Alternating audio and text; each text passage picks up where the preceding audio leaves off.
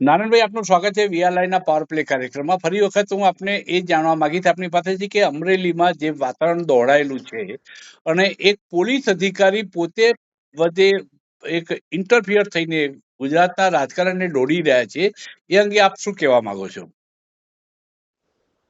અમરેલીની જે પરિસ્થિતિ અત્યારે 2 દિવસ પહેલા ઊભી થઈ, એમાં લીલિયા તાલુકાની અંદર કઈ એસપી સાહેબ ઇન્સ્પેક્શનમાં ગયા છે. ત્યાં અમારા બધા કાર્યકર્તાઓ, આગેવાનો, તાલુકાના જે તાલુકા ભાજપના પ્રમુખ હોય, તાલુકા પંચાયતના પ્રમુખ હોય કે જિલ્લા પંચાયતના ચેરમેન શ્રીઓ હોય અને અન્ય આગેવાનો, ગામના સરપંચ, લીલિયા તો મોટો તાલુકો છે એટલે ગામના સરપંચ પણ હારે હતા. આવા 15-20 લોકો રજૂઆત કરવા ગયા કે ભાઈ લીલિયાની અંદર દારૂ અને રેતી, કારણ કે લીલિયા તાલુકાની અંદર શેત્રુંજી નદી નીકળેલી છે, પસાર થઈ છે, એટલે મોટા ભાગની રેતીનું ખનન ત્યાંથી થાય છે. અને દારૂ તમે જોયો, વિડીયો પણ જોયો હશે કે ખુલ્લેઆમ વેચતા હતા, દારૂ વેચ્યા છે, બરાબર છે. તો આ રીતે રજૂઆત કરવા ગયા એટલે એસપી ને ન ગમ્યું, કારણ કે એમની નીચે રેલો આવે એટલે એમને ના ગમે, તો સ્વાભાવિક છે. સમજી ગયો, બરાબર. એટલે એમણે વિપુલભાઈ દુધાતની સામે એવા આક્ષેપો કર્યા કે તમે લીલિયાની અંદર ભાજપ કાર્યાલય ચલાવો છો, એનું ફંડ ક્યાંથી આવે છે, કેવી રીતે ઓફિસ ચાલે છે, કોની આગળથી પૈસા આવે છે, મારે બધું તપાસ કરવી પડશે, બરાબર છે. એટલે સવાલ ત્યાં ઉભો થાય છે કે ભારતીય જનતા પાર્ટીની કાર્યાલય કોઈ પણ જગ્યાએ, એક પણ જગ્યાએ, કોઈ પણ એજન્સી આગળ, કોઈ કોન્ટ્રાક્ટર આગળ કે કોઈ વિભાગ અધિકારીઓના વિભાગની આગળ એક પણ રૂપિયો ક્યાંય પણ જો ભાજપ કાર્યાલય માટે ક્યાંય કોઈ માગ્યો હોય કે આપ્યો હોય તો અમને જે સજા થાય એમ કરવા તૈયાર છીએ. પરંતુ નારાયણભાઈ, જાણવું એ છે કે કોઈ પણ પોલિટિકલ પાર્ટી ઇલેક્શન ફંડ લેતી હોય છે, ફંડ લેવું કે ન લેવું એ આરબીઆઈ નો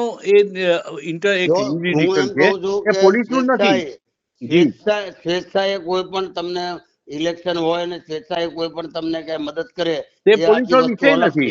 બાકી ભારતીય જનતા પાર્ટીનો કાર્યકર્તા બાર્ગેનિંગ ઝોલી ફેલાવી અને કાર્યાલય ચલાવે એ પરિસ્થિતિમાં કાર્યકર્તા હોય, પણ કોઈ દિવસ કોઈને આગળ એમ નહીં કહે કે તમે મને કાર્યાલય ચલાવવા માટે પૈસા આપો, એવું તમને એક પણ જગ્યાએ જાણવા નહીં મળે. નારાયણભાઈ, મારે એ જાણવું છે કે અમરેલીની ધરતી ઉપર, મારી વાત તમે સાંભળો, આજથી 1980 માં ભારતીય જનતા પાર્ટીની સ્થાપના થઈ ત્યારે તમને કહું ગણ્યા ગાંઠા કાર્યકર્તાઓ હતા, ગણ્યા ગાંઠ્યા કે આંગળીના ટેરવે ગણાય એવી પરિસ્થિતિમાં જયારે કોઈ પ્રદેશના આગેવાનો, નેતાઓ આવે કે જિલ્લાના આગેવાનો, નેતાઓ આવે તો એકબીજા 5-10 કાર્યકર્તાઓ રૂપિયા 2 રૂપિયા કાઢી અને નાસ્તો કરાવતા કે કઈ પણ વ્યવસ્થા કરતા. આ પરિસ્થિતિ મેં મારી નજરે જોઈ છે, કારણ કે હું તો જનસંઘ વખતથી હું ભારતીય જનતા પાર્ટી સાથે જોડાયેલો છું, એટલા માટે મને ખબર છે કે 5-10 કાર્યકર્તાઓ ભેગા થઈને રૂપિયો 2 રૂપિયા કાઢી, અને એ સમય તો સસ્તા હતી એટલે આપણને જે કઈ નાસ્તા પાણી કરાવવા હોય નેતાઓને તમે કરાવતા હતા. આ સ્થિતિ મેં જોયેલી છે. ત્યારે આજે તમને એમ કહું એસપી એમ કે તમારી કાર્યાલય કેવી રીતે ચાલે છે એની મારે તપાસ કરવી પડે. અરે ભાઈ, તમે દારૂના હપ્તા લેશો તો દારૂ વેચાતો હોય, તમે રેતીના ખનન કરાવો છો એટલે જ રાતને દિવસ ડમ્પર દોડે છે.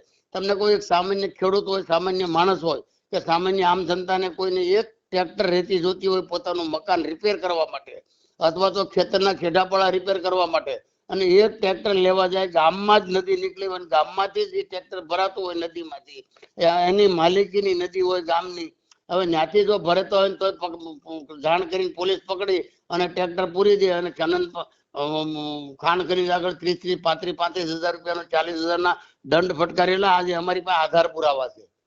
નારાયણભાઈ, મારે એ જાણવું છે, ખેડૂતને નથી છોડતા તો આ રાતનો જેવો ડમ્પરો ચાલે છે. મેં પોતે ફોટા પાડીને મોકલેલા છે, મેં પોતે શેત્રુંજી નદીના ફોટા પાડીને 28 તારીખે મોકલેલા છે, અને અનેક વાર મેં ફોન પણ કીધેલું છે કે ભાઈ આ ચક્કરગઢ અમરેલી ટાકાધાર વાળો રોડ છે, ત્યાં રાત ને દિવસ જ્યાં લેડીઝ વોકિંગ ટ્રેક છે કે જ્યાં લેડીઝ રાતના સાંજના 7 થી 11 વાગ્યા સુધી વોકિંગ કરતી હોય, સવારે 4 વાગ્યાથી તે 6 વાગ્યા સુધી વોકિંગ કરતી હોય, એ રોડ ઉપર રાત ને દિવસ ડમ્પર દોડે છે, બેફામ રીતે દોડે છે.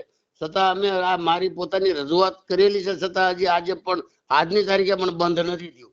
તો કોની મીઠી નજર નીચે ચાલે છે? જી નારાયણભાઈ, મારે ખાસ એ જાણવું છે કે અમરેલીની ધરતી એ બહુ ફળદ્રુપ ધરતી કહેવાય, કેમ કે આપના જેવા નારાયણભાઈ કાછડિયા જેવા નેતા, દિગ્ગજ નેતા, વિપુલભાઈ દુધા, દિલીપ સંઘાણી જેવા નેતાઓ આ ધરતી આપ્યા છે, અને ભૂતકાળમાં બીજા પક્ષોમાંથી પણ મનુભાઈ કોટડિયા ને બધા નેતાઓ આપેલા છે. છતાં આ પોલીસ અધિકારી કોના ખીલા ઉપર એ કૂદી રહ્યા છે કે જે ભાજપ કાર્યાલય સામે આંગળી ચીંધવાની હિંમત કરે છે? સરકારનું કામ કરે છે. ભૂપેન્દ્રભાઈ પટેલ મુખ્યમંત્રી એ કોઈ પણ જગ્યાએ કોઈ પણ અનલીગલી કામ ચલાવવા માંગતા નથી. પછી ગૃહમંત્રી હોય કે અમારી સરકાર હોય, એમાં અમે કોઈ પણ પ્રકારનો આક્ષેપ એટલા માટે નથી કે જ્યારે કોઈ પણ અમે રજૂઆત કરી છે ત્યારે એને એક્શન લીધા છે. પરંતુ જે અહીંયા નીચે તંત્ર છે એ તંત્રની બેદરકારી અને બેફિકરાઈથી આ બધું ચાલે છે. એટલે માટે તંત્રની આંખ ખોલવા માટે અમે અત્યારે રજૂઆત કરી છે. પણ હિંમત કેવી રીતે વધી ગઈ કે ભાજપ કાર્યાલય તમારું કેવી રીતે ચાલે છે? હું જાણું છું એ સવાલ છે ને, એટલા માટે જ અમે મુખ્યમંત્રી શ્રીને અને અમારા પાર્ટીના નેતાઓને અને અમે ગૃહમંત્રીને પણ આ રજૂઆત કરવાના છે કે ભાઈ આવી રીતે કેવી રીતે બોલી શકે. હા, એમણે કોઈ જગ્યાએ અમે કોઈ પણ એજન્સી આગળ, કોઈ પણ કોન્ટ્રાક્ટર આગળ, કોઈ પણ ઓફિસ આગળ એ પૈસા માંગ્યા હોય અને એનો કોઈ એલિગેશન હોય અને જો એમ કે ભાજપ કાર્યાલય કેવી રીતે ચાલે છે તો અમે ગણી કે ના બરાબર આપણે પૈસા માંગ્યા કીધું. આ તો અમે ક્યારેય એવો એક આટલા વર્ષથી એક હાથ લાંબો નથી, જિલ્લાનું કાર્યાલય હોય કે તાલુકા પ્લેસનું કાર્યાલય હોય. પણ વાત આટલી આગળ વધી ગઈ ત્યારે ગૃહમંત્રી હર્ષભાઈ સંઘવી સાથે તમે આ બાબતમાં ધ્યાન દોર્યું ખરું? વાત કરી ખરી? ના, હજી આ વાત એ 2 દિવસ પહેલા જ બની. 2 દિવસ પહેલા બની ત્યારે મેં એસપી સાહેબને અને આઈસી સાહેબને બેયનું ધ્યાન દોરેલું કે ભાઈ આ વસ્તુ તમે જે કરો છો એ ખોટી નથી, પછી અમારે ઉપર રજૂઆત ના કરવી પડે એ વાત અમે કરેલી જ છે. અને હજી આ શરૂઆત છે. અમે લેખિતમાં ફરિયાદ સીએમ સાહેબને અને ગૃહમંત્રી બંનેને કરવાના છીએ. નારાયણભાઈ, પાયલ નામની એક નાનકડી કિશોરી યુવતી પાટીદાર સમાજની, અને એને એક નાની અમથી વાતમાં એક તમાશો બનાવી દેવામાં આવી અને પાયલનો વરઘોડો અડધી રાત્રે અમરેલીની સડકો પર કાઢવામાં આવ્યો. એમ નથી લાગતું કે પ્રજા હવે સમસમીને બેઠી છે? કદાચ આવા ભ્રષ્ટ પોલીસ અધિકારીઓ જે લોકો દારૂના અડ્ડા ચાલવા દે છે અથવા ચલાવે છે, એમનો વરઘોડો કાઢવાનો સમય આવી ગયો છે, એવું નથી લાગતું? એમાં એવું છે કે પાયલ ગોટીનો જે બનાવ બન્યો 27/12 એ પણ બહુ જ અમરેલી જિલ્લાને એક શરમજનક ઘટના બની છે. એમાં ક્યારેય ના આપણે ભૂલી જાય, કોઈ પણ સમાજની દીકરી હોય, કોઈ પણ જ્ઞાતિની દીકરી હોય, આવી દીકરી, અને આપણે તો આ તો સુપ્રીમ કોર્ટ નો લો છે કે તમે કોઈ પણ લેડીઝ ને ગુનેગાર હોય તો પણ સૂર્યાસ્ત પછી તમે એને એરેસ્ટ નથી કરી શકતા. હા, તમે એના ઘરની કે એને બધી નજર કેદ કરી શકો પણ એને એરેસ્ટ ના કરી શકો. સૂર્યાસ્ત સૂર્ય ઉગ્યા સુધી તમે એને એરેસ્ટ ના કરી શકો. છતાં પણ એમને રાત્રે 11:30-12 વાગે થી લઈ ગયા. એ અમરેલી જિલ્લા માટે બહુ જ શરમજનક બાબત બની છે. અને એ અત્યારે જે કઈ મેટર છે એ કોર્ટમાં ચાલે છે અને કોર્ટ એમાં 100% અમને ભરોસો છે કે જે સાચું છે એ કોર્ટ એમાં જજમેન્ટ આપશે જ અમને. આ ખનીજ માફિયાઓ જે રેતીનું ખનન કરી રહ્યા છે એની સામે કોઈ કાર્યવાહી પોલીસ અથવા તો બીજી તંત્ર કેમ કરતું નથી? કેમ આંખ વિચારમાં થઈ રહ્યા છે? સાહેબ, આજે અમે ઘણા સમયથી આ બધી રજૂઆતો કરીએ છીએ કે રેતી સરકારને 1 રૂપિયાની આવક નથી, એક રોયલ્ટીની 1 રૂપિયાની આવક નથી. અને આજે આટલા કેટલાય વર્ષોથી રેતીની ચોરી થાય છે કે જે એનાથી કરોડો રૂપિયાની સરકારને પણ તિજોરીમાં નુકસાની છે. અને આ ખનન માફિયાઓ અને અધિકારીઓ બેફામ થયા છે. બરાબર છે, રાત દિવસ ડમ્પરો દોડાવે છે, કેટલાય લોકોના એક્સિડન્ટ કરે છે, કારણ કે ડમ્પરો એવી રીતે પોલીસની આનંદની મિલીભગતથી ચાલતા હોય કે બેફામ રીતે રોડ ઉપર ચલાવે છે. અને તમને ખબર છે બધી જગ્યાએ જ્યાં જ્યાં તમારે આવા ડમ્પરો ચાલતા હશે ત્યાં કોઈને કોઈની કોઈ જગ્યાએ ગમે એને હડફેટે લઈ અને એનું પરિવાર આખો વિખાઈ જાય એવી પરિસ્થિતિ પેદા થઈ જાય. નારાયણભાઈ, જનતા સમસમીને બેઠી છે, શબ્દ મેં પ્રયોગ કર્યો એ સંદર્ભમાં કર્યો કે દારૂના અડ્ડા બેફામ ચાલી રહ્યા છે, અને દારૂના અડ્ડા તો જ ચાલે કે જો પોલીસના આશીર્વાદ અથવા મહેરબાની હોય એમ લોકો કહેતા હોય છે. પણ હું ખુલ્લું કઉ છું, એના આશીર્વાદ છે એટલે જ ચાલે છે. આજે દૂધ લેવા જવું પડે છે દુકાન ઉપર, પેલું લેવા દારૂની ડિલિવરી મળે છે.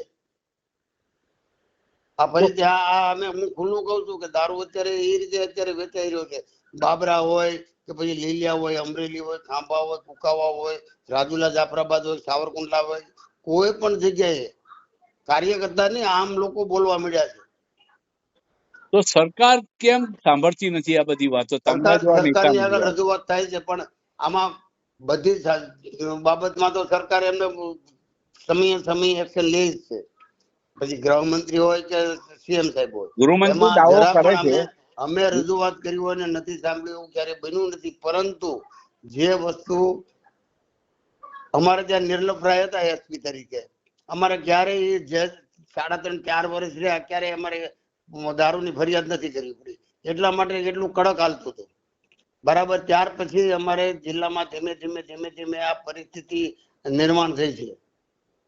મતલબ કે સરકારની અનિચ્છા છે દારૂના વેચાણ માટે, ઈચ્છતી નથી કે દારૂ વેચાય છૂટથી, પણ પોલીસ ઈચ્છે તો વેચાય છે. મતલબ કે સરકાર ઉપર પોલીસનું વટ પડી ગયો છે, એમ સમજવું? સરકાર ઉપર, પોલીસ ઉપર સરકારનો પૂરો કંટ્રોલ છે, પણ પોલીસ ઘણા આપણા એક પરિવાર હોય, આપણો પરિવારની અંદર જે મેન માણસ હોય એ ગમે તેટલું એક એવું કાર્ય કરતો હોય ગમે જ્યાં, અને ગમે એટલું એને પ્રેશર કે ગમે એટલું કરો તો એ નિર્ભર હોય ને એ સુધરે નહીં. એમ સરકાર પૂરેપૂરો કંટ્રોલ કર્યો છે પોલીસ ઉપર, છતાં પણ એની સુધરવાનું હજી નથી, પણ એ સુધરશે. હવે સરકાર ઉપર ચોક્કસ અમે રજૂઆત કરવાના છે અને તંત્રને પણ સુધરવું પડશે, એમાં ચાલશે જ નહીં. સર્વિસ કારણ કે લોકો જાગૃત બન્યા છે. તેમની સર્વિસ બુક અને રિપોર્ટ તૈયાર કરવાનું કામ હોમ ડિપાર્ટમેન્ટ કરતું હોય છે, સેક્રેટરી કરતા હોય છે. હા, તો રિપોર્ટમાં એક લાર્જ શેરો લાગી જાય તો પણ પોલીસ અધિકારીઓની જે કઈ જે મૂછો પર મૂછ આંબળતા હોય આવી જાય. એ તો બધું હવે થશે, બધું થશે હવે. કારણ કે આ બધું એમાં ઓવર થાય ને ત્યારે આવું બધું થતું હોય. લોકોની સહન શક્તિ પૂરી થઈ જાય ને પછી આ બધું થતું હોય. એવું વિચારી રહ્યા છો કે જનતા રેડ પાડવી જોઈએ હવે દારૂના અડ્ડા જ્યાં ચાલતા હોય? હવે બંધ નહીં થાય તો જનતા રેડ પણ પડશે. વિપુલભાઈ દુધાતની આ ઇસ્યુ ઉભો થયો છે, આ બીજી ત્રીજી વખત એમણે રજૂઆત કરી ખુલ્લે આમ દારૂ વેચાય છે, કે રીસરના ઓટલે બેસીને દારૂ વેચે, ઓટલે બેસીને કે એમ શાકભાજી વેચતા હોય એમ દારૂ વેચે. જી, તો આની સામે આ વિડિયો જોયેલા છે તમે? ગઈકાલે આ વિડિયો વાયરલ થયો છે, લોકોમાં જોવાયો છે, અને આપની રજૂઆતને આપની જે આક્રોશ હતો તમારો એ પણ લોકો સુધી પહોંચ્યો છે. આથી 3-4 મહિના પહેલા વિપુલભાઈ દારૂ વેચતો હતો એને પકડ્યો, મોટરસાયકલ વાળાને. એ જ મોટરસાયકલ વાળાને પોલીસમાં સોંપ્યો હતો. વિપુલભાઈ હજી તો રોડે ના ચડે પેલાથી દારૂ વાળો છૂટી ના ગળાય એની આગળ નીકળી ગયો. હવે એટલે આ પરિસ્થિતિ આ થાય. પરંતુ આટલો તમારો આક્રોશ ગુજરાતની જનતા સુધી પહોંચે છે, તમારી વાત પહોંચે છે, સરકાર સુધી પહોંચી હશે તો પણ સરકાર સુધી કેમ કામ થાય છે? સરકારને અમે રજૂઆત કરીએ જ છીએ અને કરવાના છીએ. અને સરકાર ઉપર અમને, ભૂપેન્દ્રભાઈની સરકાર ઉપર અમને પૂરેપૂરો ભરોસો છે કે એમાં 100% એક્શન લેવાશે. હું તમારી વાતને ઇગ્નોર નથી કરતો, ડિનાય નથી કરતો, પણ નારાયણભાઈ કેવું છે કે સરકારની પકડ ગાંધીનગરમાં બેઠા બેઠા પણ ગજબની હોય છે કે પોલીસ અધિકારી આ હિંમત ના કરે. ના, પણ સાહેબ ગજબની સરકારની તાકાત છે, હિંમત છે, પણ છતાં મેં તમને કીધું ને કે એક પરિવારની અંદર ગમે વડીલ માણસ હોય અને કોઈ એવો 5 માંથી એક એવો જણ હોય કે કોઈનું સાંભળતો જ ન હોય, પછી એની ઉપર પછી અતિરેક થાય ત્યારે એની ઉપર એક્શન લેવા જ પડે. તેવી રીતે હવે સરકાર એક્શન લે. છેલ્લો મારો પ્રશ્ન નારાયણભાઈ છે કે માની લો કે સરકારમાં રજૂઆત કરી, ગુરુ ખાતામાં રજૂઆત કરી, છતાં પણ આ પોલીસ અધિકારી ટસના મસ ના થાય, એ જગ્યાએ અડી લાગે અને દારૂ અને રેતી ખનનનું કામ ચાલુ રહે, તો પછી સાહેબ છે ને જે તે વિસ્તારની જનતામાં એક ઉગ્ર રોષ ઉભો થઈ જાય. શું કરશે જનતા? કારણ કે એના પર કેસો કરશે. જનતા ધારે તો હારું કરી શકે. જનતામાં બધી તાકાત હોય છે, કારણ કે સમબળ હોય ને એ ગમે કરી બંધ કરવું જ પડે. દારૂ હોય, જુગાર હોય કે પછી રેતી ખનન હોય, કોઈ પણ અનિશ્ચિત કામ જે કઈ થતું હોય, અનલીગલી કામ થતું હોય, એની સામે જનતા રેડ કે જનતા જાગૃત થાય એટલે બંધ થાય. ચોક્કસ નારાયણભાઈ, આપનો ખૂબ ખૂબ આભાર. વીઆર લાઈવના પાવર કાર્યક્રમમાં જોડાવા બદલ.